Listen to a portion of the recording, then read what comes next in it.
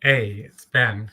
So today we're going to be talking about a question that has been on so many of our minds at various points over the course of our life, and that is, why does love come so easily to some and not to others? So many of us have known someone, or maybe numerous people over the years, that it's like just love just happens. I mean, it's even without them making much of an effort. It just like drops in their lap. It just happens and easily. And others have just struggled tremendously over the course of their lives, no matter how much effort they've made. Uh, just it just doesn't come so easily. And I've had times in my life where it seemed extraordinarily difficult. It's like no matter what I said or did, it didn't seem to happen. And other times, even for me, it just sort of happened magically. And, and just curiosity on my part as I see people and how their relationships work or don't work. And so there's this part of me that just wants to understand, like, well, what is this about? Why does it work this way? Why is it that it does come so much more easily? Love comes so much more easily to some and not to others. And so for all these years, I've just, now part of it is just I'm an observer in a way. I just pay attention to people and what's going on with them, and just people that I've known as friends, people I see out in the community, seeing people I work with, just wanting to understand how things are working in their lives. And I've gained a lot of insight just from my own observations, from my own personal experience. And so my intention here in this broadcast is just to share some of what I've noticed over all these years. And so I have so much that have to cover here. And I just put together this new article chapter that I'm going to be posting on my blog as of this evening. And so I'll be referring to it. It's quite a lot here, so I'm not going to cover everything that's in the article within the video here. So I'd encourage you to also read the article. One of the challenges of doing video is it's hard to remember everything that I'd want to say. So invariably I leave things out, and after recording the video, it's like, oh damn, I wish I would have included that or said that. So go check out the video or the article as well. And by the way, if you're finding value in what you're hearing, what I have to say, be sure to click like if you're seeing this on YouTube or Facebook, because it helps with the algorithm so that the video gets shared more widely. And also, if you're really inspired, then subscribe to my channel, and where you'll find lots and lots of additional videos and just insight into relationships. If you're going through some kind of devastation, breakup or divorce, or struggling with patterns of abandonment, unrequited love, and even just in terms of transforming yourself in order that you can attract healthier companions into your life with whom you could establish deeper, more meaningful, and more fulfilling relationships. So I've heard on many occasions people say, for instance, well, if it's meant to be, it will happen. And I don't think it's quite that simple. I think there are like so many influences or factors that determine how we connect, or if we connect or don't.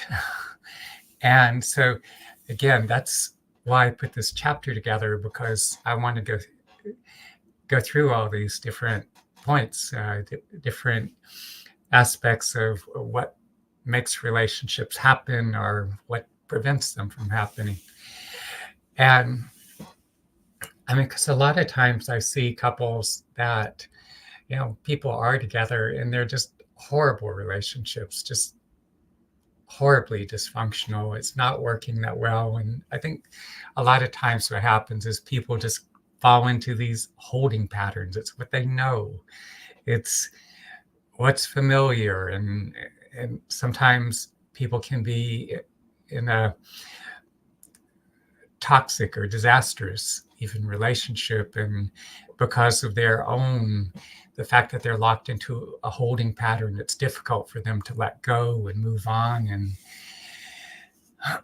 And then on the other hand, I also see and find that there's so many barriers that keep people from connecting. And it's not that they're not meant to find love, or that it just wasn't their fate, or their good fortune or whatever. It's just there's just a lot of things that are really not working in our favor when it comes to giving our army to be able to attract somebody into our lives. So there's also the fact that, we do have very distinct paths in our lives. And I do find some individuals, every so often, it's like I encounter couples and there's just something about them. There's this connection. I get around these people and I just feel that there's like some kind of magical element. It's as though they are meant to be together. And there's ways in which they nurture, they support each other. And I think of, for instance, like Paul and Linda McCartney, that, I mean, they deeply loved each other. And like so many couples, when they first get together, it was like, there's all the warm, glowy, loving feelings, and they just, after some time, it's that dies out. But Paul and Linda McCartney, from everything I've heard or read or accounts, is that they had that deeply loving connection with each other. They were still very much in love. Now, sadly, though, even if we do find that special someone, it doesn't mean that it's going to last forever, because Linda developed cancer and died at some point, and it was devastating for Paul. And then even just as I started working on this article, President Jimmy Carter and his wife Rosalind were married 77 years, and Rosalind just passed away just within the past week. And so even if we have the good fortune of connecting with someone that we have this truly amazing bond with, I'm not sure who said it originally, but the quote's like, basically, you were the only one that you will never lose or leave. So again, even if we're fortunate to have this special bond or connection with someone, the fact that we come into these lives and people join us with a period of time. So if you're fortunate enough to share this kind of connection with someone, I think it's important to be able to cherish every day the time that you do have to share with one another. And but let me move along because I think I'm getting a moment of that deer in the headlights. So I just want to refer to my notes, see what I want to include here. Um, yeah, and so there's all kinds of factors, as I said, that determine um, how we bond, if we bond. Um, and many of us, we grew up in, um, what is it?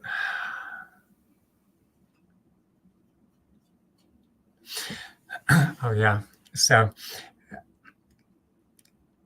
what is it? Yeah. So I've heard so many accounts, for instance, of people who, they grew up, they met their high school sweetheart, or they partnered with someone they met in college, and they got together, they got married, raising families.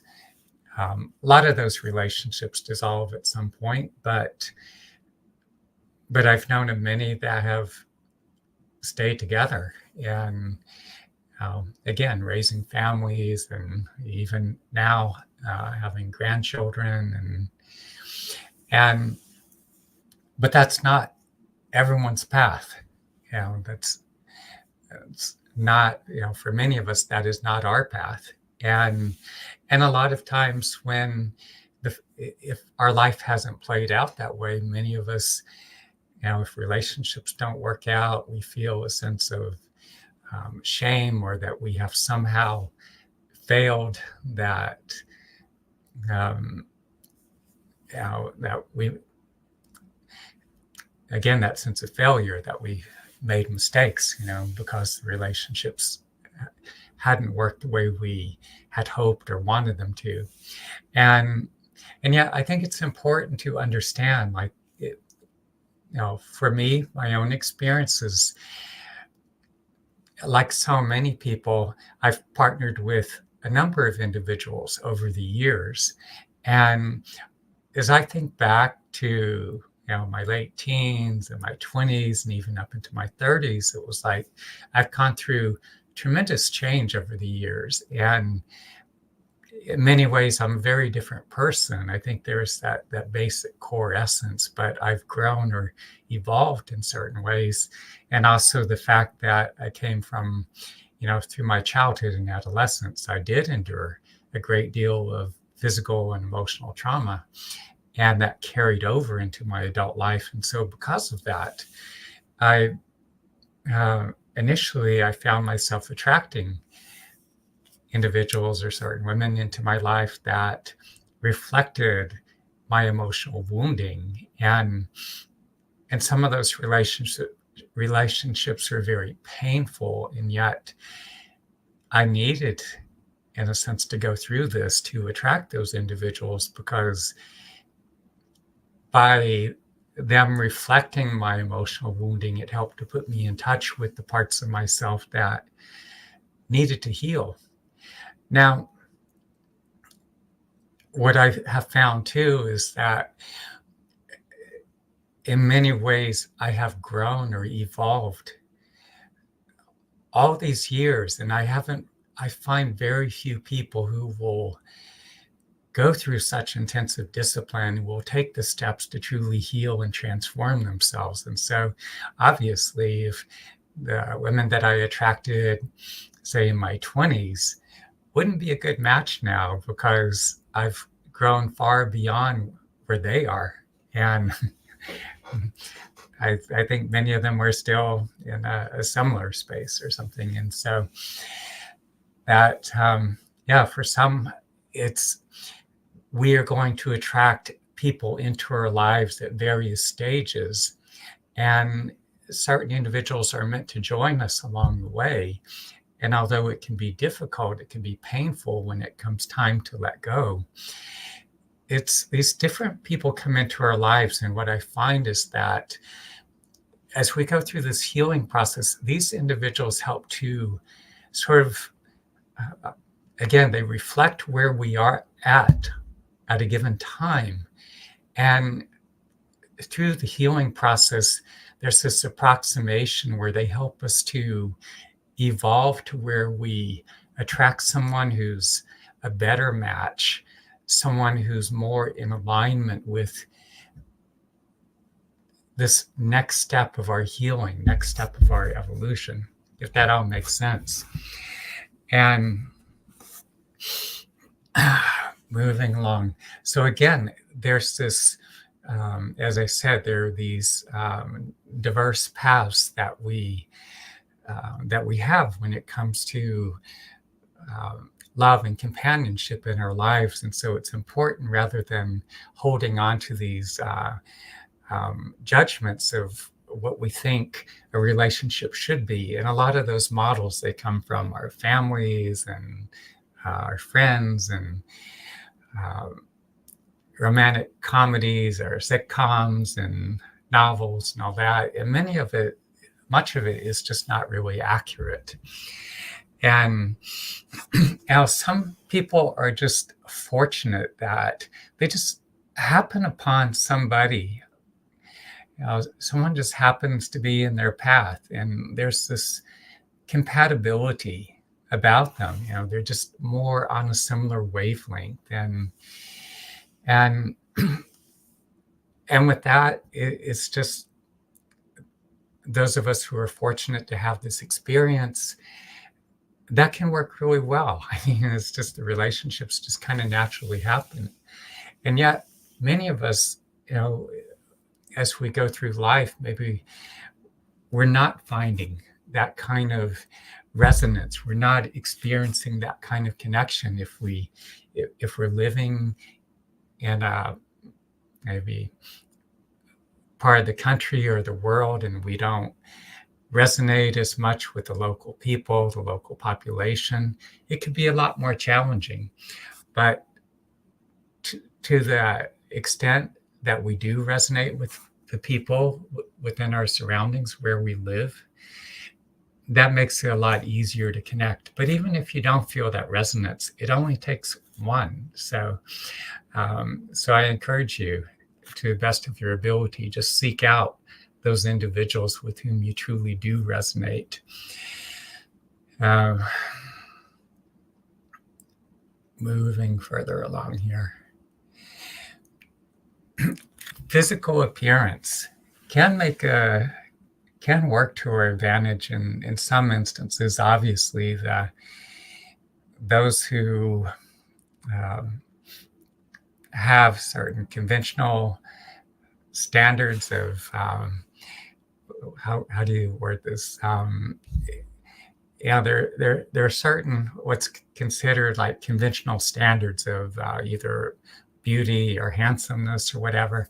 And sometimes these individuals have a certain advantage. They definitely get a whole lot more attention on dating sites. A lot more people respond to them. And I remember, growing up, high school and even college, I mean, it was obvious that, those who were much more attractive obviously got a whole lot more attention, but that's not nearly always the case. And even if some people have a tendency to rely too much on their physical appearance, but I've heard many instances where, and I've known women who were, for instance, who were very physically attractive in their younger years. And as the time went on, they, in many instances, complained that they now felt invisible, that they weren't getting the attention that they used to get. But I've also known quite a few individuals who were not quite so physically attractive, but there was something about who they were as an individual, their character, that they seemed to always have someone. They just had these qualities or this magnetism or whatever it was that they always partnered up. Many of us, we carry the emotional wounds that carry over from our childhood, adolescence. Maybe we were subjected to emotional, physical, even sexual trauma of some form. We were neglected, um, suffered other kinds of losses, and wounds that, again, as I said, have not healed. And this can, in many ways, cause us to contract or shut down. It could have, often what happens is we find ourselves attracting individuals into our lives that, as I did, we attract individuals into our life that reflect a lot of our early life trauma. And so our relationships become a reenactment of this early trauma. Now, there's also just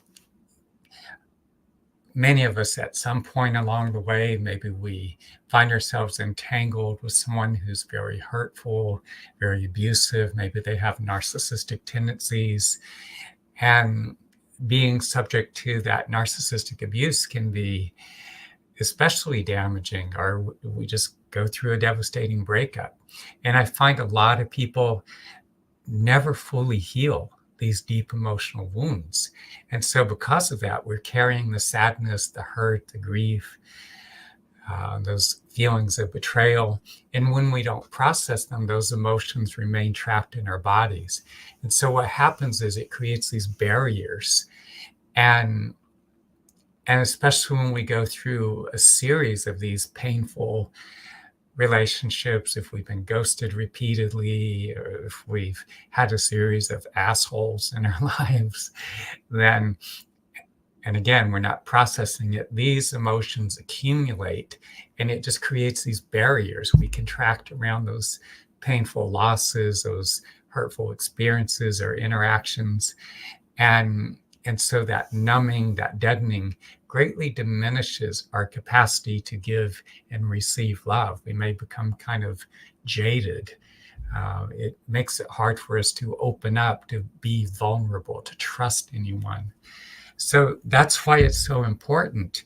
We need to be able to learn to work constructively with our authentic emotional responses to facilitate the healing of these wounds. And we also need to make consistent use of the most effective therapeutic interventions to facilitate our healing. Thereby, we can open our heart again, be more present, and we can recognize the people that are a danger to us, that can inflict more harm, and we can steer clear of them. And as we heal, we can be open and receptive to those individuals who truly would make a good match for us. So yeah, very important that we, whatever happens in our relationships, even if things just blow up or we end up getting entangled with someone who says and does all kinds of hurtful things, whatever happens, we need to embrace our experience and say, okay, this is the lesson I have to learn. What is it? What steps do I need to take? Work with the practices, work with the interventions, take the steps to heal, use it to transform yourself. And by doing so, that's going to give you the opportunity to, again, go through the transformation that will increase your capacity to love and be loved, and increase your likelihood of attracting someone into your life that you can find a meaningful, or that you can co-create a meaningful and deeply fulfilling relationship. Attachment styles is like those of us, again, if we were neglected or abused, we experienced a lot of hurt. Our parents were, I feel often our parents were doing the best they could, but a lot of times they weren't able to meet our needs. And so if we grew up and many of our deep emotional needs were not met and we were subjected to whatever form of abuse or mistreatment, often it resulted in us developing what's referred to as anxious style of attachment, anxious or insecure. And so those of us with this anxious attachment style, it's like we're always fearful. We're waiting for the shoe to drop. There's this ever-present fear in the background that we're going to be abandoned. This person's going to dump our ass or find someone else that they want to be intimate with or partner with or something. And the unfortunate thing about those of us with anxious attachment styles is we unfortunately have this way of getting attached to individuals with what's referred to as avoidant attachment styles, where for them, with the avoidant attachment style, it's like, get away from me, don't get too close. They feel suffocated. And maybe they have these deficits that where they're incapable of giving and receiving love, and they have these barriers. And if we start to get close to them, they're going to throw up a wall. And our wanting to be close will be threatening, intimidating, and so maybe they stop talking to us, or they distance further, and they make it about us, that something's supposedly wrong with us, and it becomes this torturous cycle, which I'll go into in other videos. Another reason to subscribe to my channel, because then you can learn more about the breaking that anxious avoidant attachment loop. So now there are those with more secure styles of attachment as well. And the thing is, the people with the secure attachment styles tend to partner with one another. So they get into relationships and stay there. So often in the dating pool, you find these anxious avoidant types, and yeah, big mess there. So attachment style is not rigid. As you take the steps to heal your own deep emotional wounds, you develop a stronger and healthier foundation, and that increases your likelihood of establishing a connection with somebody that has that mature, secure attachment style. And within the context of relationship, when you have someone who's more stable and has that constancy and is consistently there for you, that can make a big difference in terms of facilitating your healing. The culture we live in, the given locale, the city, the region, and there's various cultural influences. If you're in a place like New York City, it can be really challenging because, well, one example, it's much harder to get to know people. I mean, if you're part of certain communities, like if you're part of the theater or other arts communities, and you have this network of people, maybe if you're in college or something, and again, with the network, you can meet and you can interact, you see a lot of these same people, that gives you a chance to get to know people. But if you're not fortunate enough to have these kind of connections, be part of a community, and maybe you have your job, or drag your ass out of bed in the morning, you get up, you commute to work, and you work those long hours, come home in the evening, you're exhausted, you just vegetate in front of the TV, or what I refer to as idiot tube, or you're just scrolling through social media or whatever. You may not have that many opportunities to meet people, and that can make it extraordinarily difficult. You don't have the opportunities to meet and connect. Many of our cities, in larger cities especially, and even other parts of the country, like you've many cities across the country, it's like we live in our cars. We go wherever we go in our cars. We don't walk. We don't have the opportunities where we cross paths with people, where we meet and interact. And I think the situation has gotten even worse over time as we spend more and more time online. There's less community for us to be a part of. We don't spend as much time together.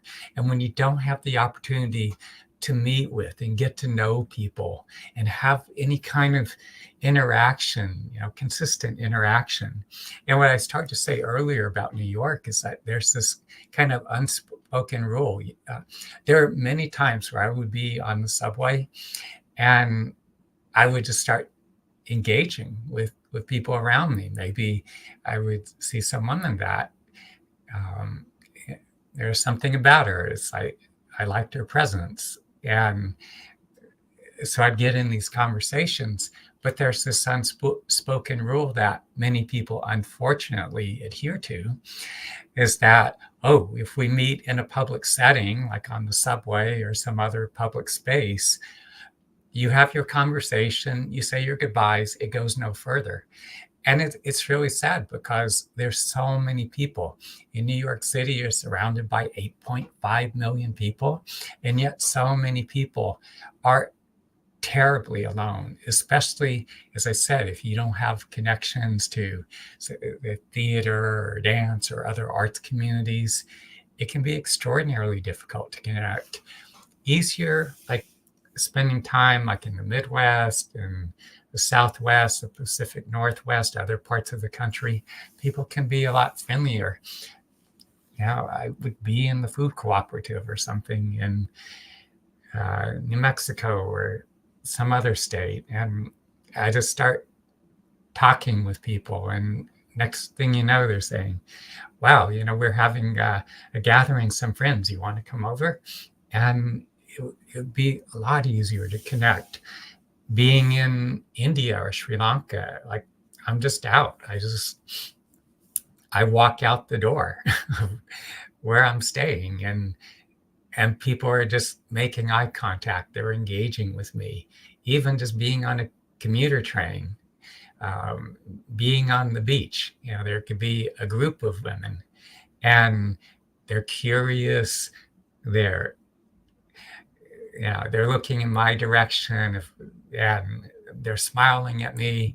They're like, who's this foreigner? And they'll start talking with me or something. And I've made all kinds of connections that way. And, it's just so much easier. But, here in places like New York City, much of the East Coast is much more uptight. And people think, oh, well, I'll get to know people through my friends. And it's just so limiting. And, it's not as fun. It's not as fulfilling. And it makes it a whole lot more difficult to meet or connect.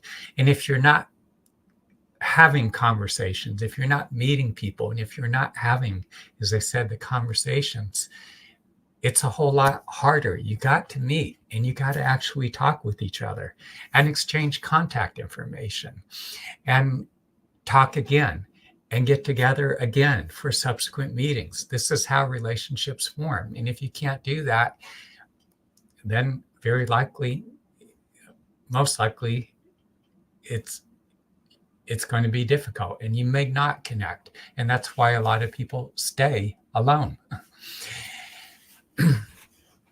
Dating apps have helped a lot of people. It's a really mixed bag, because people I talked to that were around before dating apps became available, damn, it used to be so much more difficult. A lot of people would just go indefinite periods of time, like not connecting, very lonely, and especially in places like New York and the East Coast. Like I said, is people are just have these walls that they live behind. They're just like islands to themselves. And but again, dating apps are a mixed bag, because but in many ways with dating apps, it's because we don't meet that many potential partners and talk with each other. For a lot of people, it's enabled many people to come together, people who would have never met otherwise.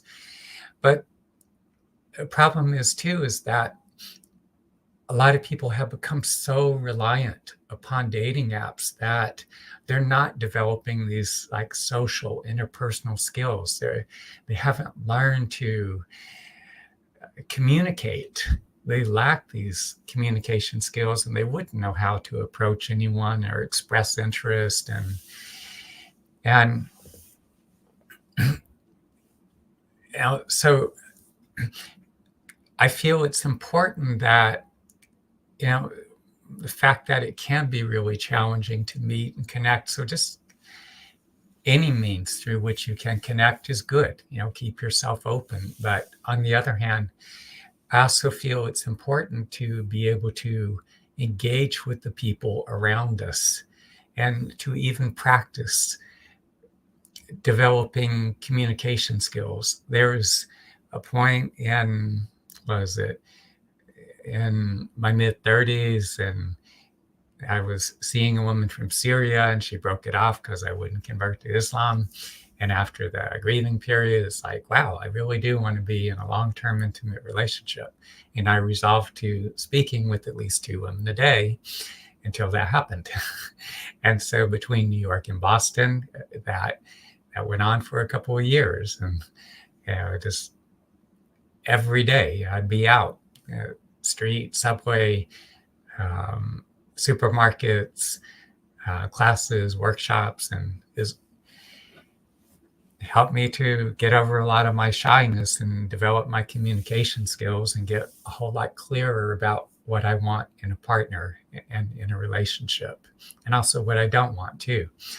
And it was difficult too, because in New York City, it was, a lot of times exchange contact information, get in these animated conversations.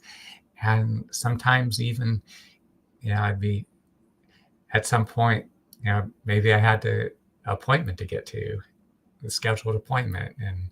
And the woman I'd be talking with, she'd give me a hug or even a kiss on the cheek or something. Happened at times. And still I'd never see or hear from them again. Even though there is that rapport, that exchange, and which is so typical of, in New York, that, it was unspoken rules. And whereas I would be in India or Sri Lanka, for instance, and other countries and other parts of the United States, and if there was that initial meeting and we enjoyed connecting with each other, the conversation, and there was enough of a sense of like, wow, I really like this person. I want to continue interacting with them. So oftentimes we might exchange some emails or text messages. And a lot of times in Sri Lanka, after a few messages, it's like, you want to come over to my house? You want to have dinner with my family? Things like that. And so if you meet somebody and you enjoy the interaction, message them or call them, whatever. Or if they message you, have enough brain in your skull, use your intellect, use your intuition. How to, if you had that sense that, wow, I enjoy connecting with this person, and they reach out to you, respond to them. This is how connections are made. Respond to their text, respond to their call, meet again. And we do have, especially as a woman, you have legitimate concerns for your safety and well-being. So meet in a public setting, a neutral public setting, so that you have a chance to get a better sense of this individual that you've met or have connected with, and continue to talk, continue to meet. This is how you get to know people. This is how connections develop. This can make all the difference in the world. That determines, you could end up like a lot of people in New York City. They go for years and years. And there's, I was teaching classes on a weekly basis, and I would hear a lot of women complain about like, oh, I don't have anyone in my life. I'm not meeting anyone. And I've actually confronted or scolded a few of these women. It's like, don't you see the part you're playing in that?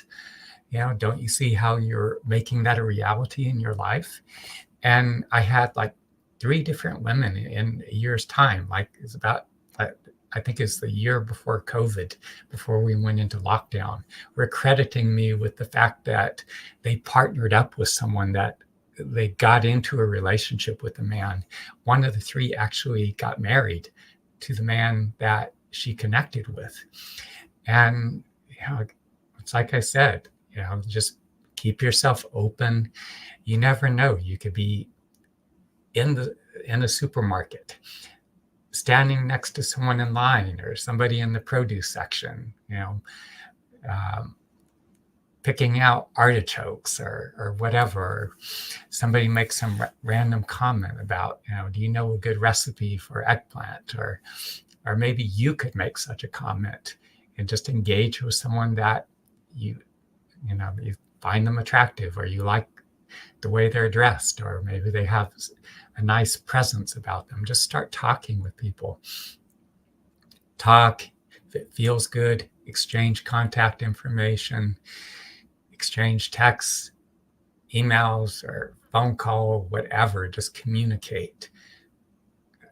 Meet again.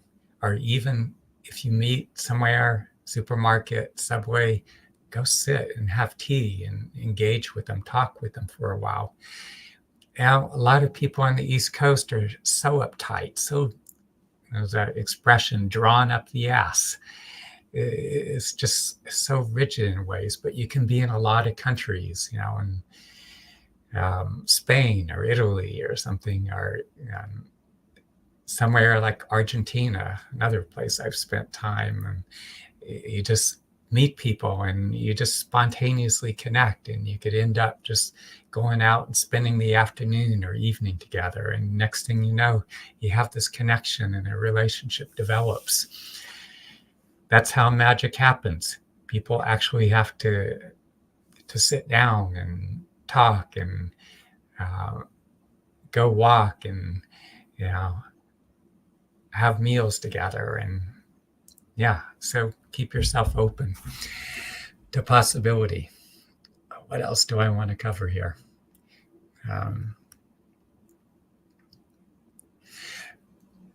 Another thing is, a lot of people make the mistake of waiting for someone to come along into their life to fill that empty void and make them whole in some way. I feel it's critically important that each of us strive to be our best self. And a big part of that is what's involved is that really get a sense, ask yourself, like, what's really important to me? What am I most passionate about? When you get a sense of what your deepest passions are and you pursue these passions, you undergo this development that where it causes you to develop, where, for me, for example, from the time I was a young child, I was drawn to Native Americans. And at 17, I took off on my own, still in high school, landed in this community of predominantly Kiowa Indians.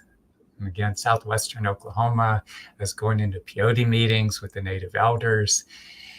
And I became so immersed in the culture. I had those huge feather bustles. I was dancing in the powwows. But in the peyote meetings, I met one of the last surviving traditional Kiowa doctors, a medicine man. And I knew from the age of 14, this is what I wanted to do. And he took me as an apprentice, passed on portions of his own healing gifts, and he had me go on the vision quest, where I'd fast the 4 days and nights, no food and water. And so I work in the same capacity, working with people with all kinds of heart disease and stroke and digestive and respiratory disorders, emotional wounding, helping them to heal from trauma of various sorts, and even also people who have gone through devastating breakups and divorces and struggling with patterns of abandonment, rejection, and unrequited love. But what I found is by taking the steps to pursue my passions, it's put me on a path where I encounter more individuals, that the kinds of individuals I resonate with. So there's something about, as you get a clear sense of what's important to you and you follow your own passions, you're going to undergo a process of development. You're going to become more the person that you're meant to be. As you become this individual, you're going to resonate more with the individuals who will be a better match for you. And it will more and more put you in the right places and at the right time, the right timing, so that you are going to encounter, you're going to meet the kinds of individuals who are the best match for you. A romantic partner as well as friends, very important. Another thing is showing up with integrity. We're living in a day and age where people feel they have license to be assholes. You're being a flake, you're being an asshole. All this idiocy, and just like not returning phone calls, blowing off dates, ghosting. When you're doing that shit, it's incredibly damaging, to the other person and to yourself as well. You're not being reliable, you're not being accountable, and those kinds of behaviors, it creates a lot of hurt in the people with whom you interact. If you're being a flake, they become, when they're hurt like that, it causes people to contract, it shuts down, it makes them fearful of opening up, and you're damaging yourself. And if you behave like that, you do not in any way deserve anybody's love or friendship. So just stop it, to the best of your ability. And if you're not doing those behaviors, good. I commend you for it if you're making that effort to show up in integrity. What's integrity mean? It means do what you say what you do, just show up present to the best of your ability. Because the more you can do that, it's, the quality of your interactions, the quality of your relationships is so much better. So, and as you interact with people, definitely treat other people as you yourself would want to be treated. I mean, if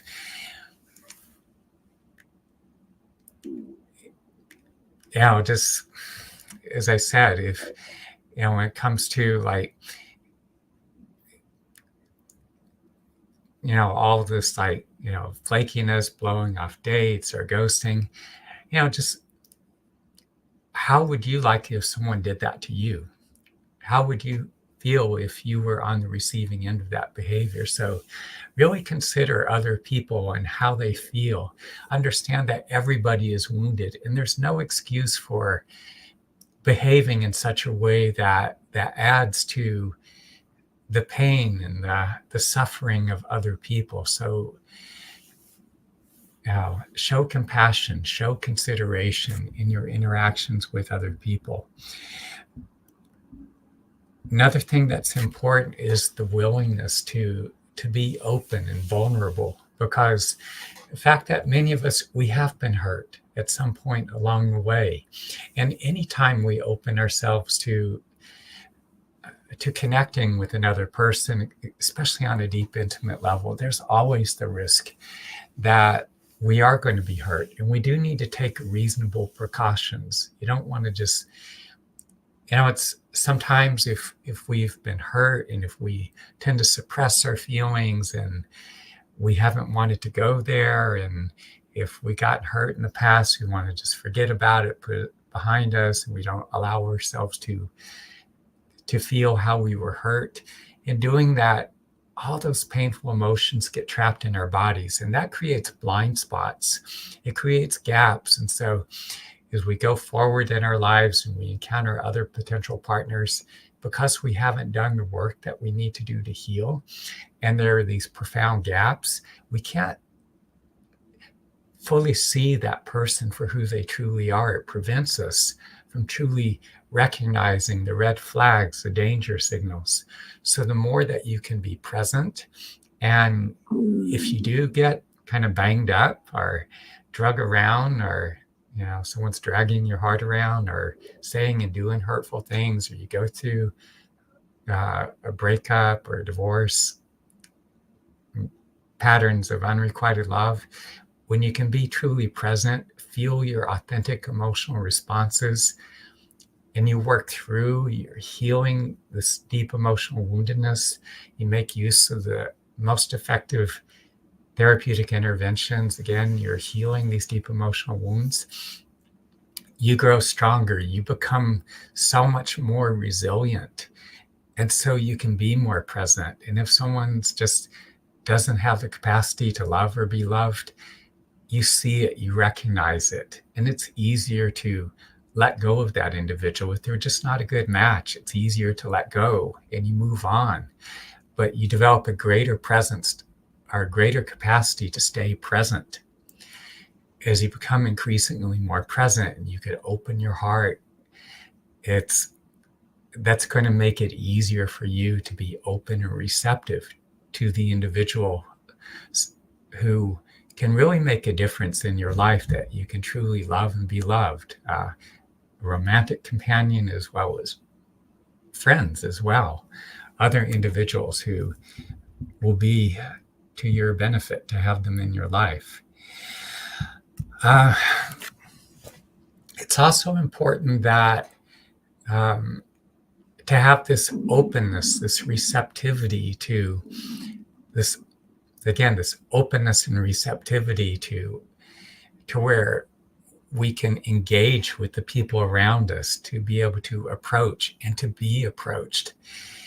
I know traditionally it was expected more that for men to initiate, to express interest, but where the fuck do we come up with these bullshit gender roles?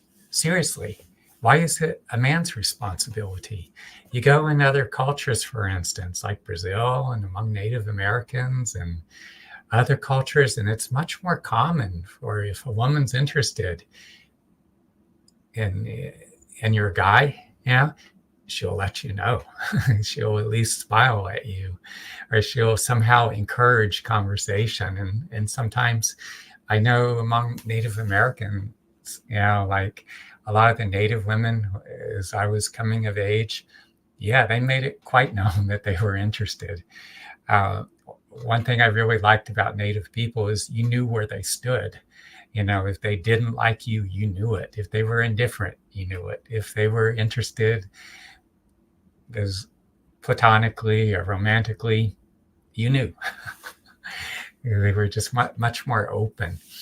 And especially like now in our Western American culture, and I think it's changing to some degree, but I've had many conversations with women, where they're like just waiting around for the man to express interest. And it's like, that's so disempowering. And, it's like, woman up. If you're interested in some man, just make it known.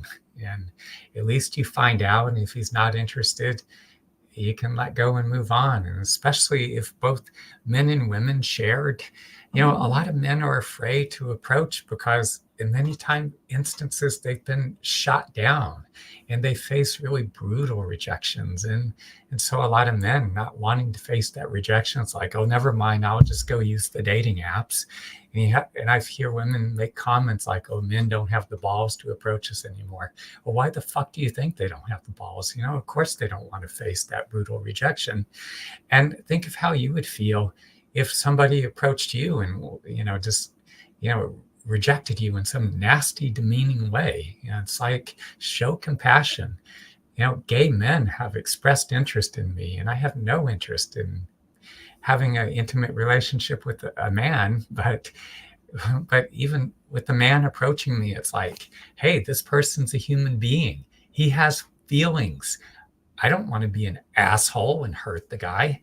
And so I'll respond to the man. And it's like, look, I genuinely approach your compliment that you just paid me, but I'm very, very straight.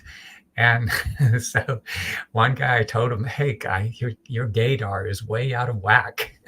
I'm straight. So, but hey, we can be friends if you want. I don't care. I make friends with all kinds of people. Or if it's a woman who doesn't, maybe I'm just not attracted to a woman who was courageous enough to express interest. Again, anyone who expresses interest in you has feelings. So respond accordingly, show kindness and compassion, appreciate the compliment that they paid you, because you're not going to be quite so attractive forever. And at some point, you won't get that attention. You'll be like a lot of those individuals who, as a woman, was really hot, or some really attractive man. As you get older, you may find yourself quite invisible. So, keep yourself open, and just to being approached, as long as someone's not being invasive or a jerk or creepy or whatever. If they're sincerely expressing their attraction, it is a genuine compliment. So appreciate the compliments while they're coming your way. Opposite gender friendships can be really valuable, because too many of us, we're spending too much of our time with people who look like us and think like us and feel like us, and we just live in these bubbles. And we're too narrow and restricted, and there's something about, especially for me, like, I have so much love and adoration for women that I've had these platonic friendships with. I love to spend time with them. It's in many ways I learn and grow from the interactions, and again, in many ways, I prefer to spend time with women over men. I just find the interaction more rewarding. And I think a lot of us, that the fact that men stay with their guy friends and women stay in their little circle of girlfriends, and I feel it makes us really grossly imbalanced. Men lack the feminine and women lack the masculine, and so we need that. There's a way in which we gain this balance that we don't get otherwise when we have these opposite gender friendships. And even in our romantic relationships, like men hanging out with all their guy friends, and so the only real feminine contact they get is maybe their mother and their siblings, and then their significant other, their girlfriend or their wife. And our, for women, the only real male connection they have other than immediate family members is their husband or their partner or whatever. And we're just not very well-rounded human beings. If you go through a breakup or divorce, or you're really struggling with patterns of abandonment, unrequited love, and if you have opposite gender friends, it does a lot to take the sting out of it. There's ways, just, for me, times being in New York City, and it was really difficult to connect, but just having the women friends that I've had, it just makes the journey so much more bearable. And even when you're in a relationship with someone, it's just unrealistic to expect one person to meet all your needs. Even if you have a platonic, you have a intimate sexual relationship with one person, you have intellectual needs, you have emotional needs, you have developed different sides of yourself. And it's grossly unrealistic to expect one person can fulfill all those needs. So if you have, even for me, being in having a relationship with the person I'm seeing, for instance, there's other needs that she can't fulfill. There are things that I cannot talk with her about. There's ways intellectually and emotionally. There are sides of myself that I developed, and she can't go all those places. So I have other women friends that I connect with, and I can open up and share those other parts of myself. And so, and if you happen to be single, if you have um, platonic opposite gender friends, that can open you up to a whole additional network of people that you wouldn't otherwise have a connection to. That can greatly increase your likelihood of partnering with someone that will make a good companion for you. So keep yourself open. So said a lot here. Again, as I mentioned before, I had the good fortune of, at the age of 17, taking off, landing among this community of predominantly Kiowa Indians in southwestern Oklahoma, training with this traditional native doctor. So if you're in the midst of a breakup or divorce and dealing with all this heartrending drama, if you're struggling with patterns of abandonment, rejection, unrequited love, just,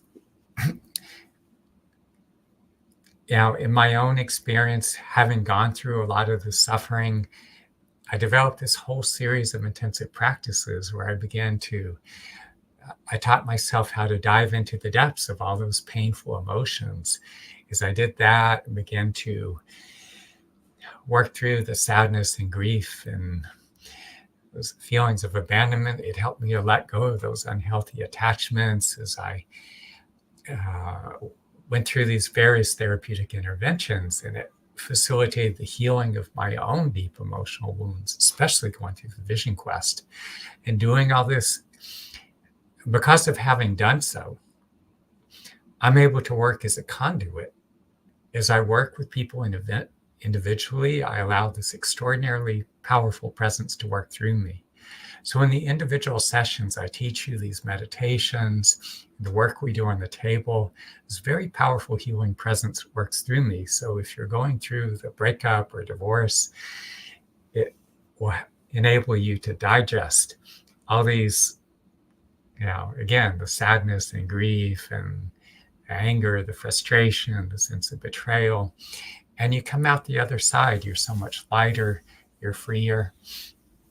So even if you want to just have a conversation for a bit, just to see, hey, is this something that's going to help me? Feel free to reach out. I have a certain number of openings where we can get on the phone for 20 minutes. I call it the Heart Mending Strategy Session. So you can open up, you could share what your concerns are, the challenges you're facing. If there's other resources that I feel can facilitate your healing, that can accelerate your journey of healing, I'll share that with you. And if I can be of service to you as well, I will share that with you too. So look for the link below this video. Again, if you find value in this video, click like, subscribe to my channel. Again, reach out to me, and I will leave you with that for now. Bye now.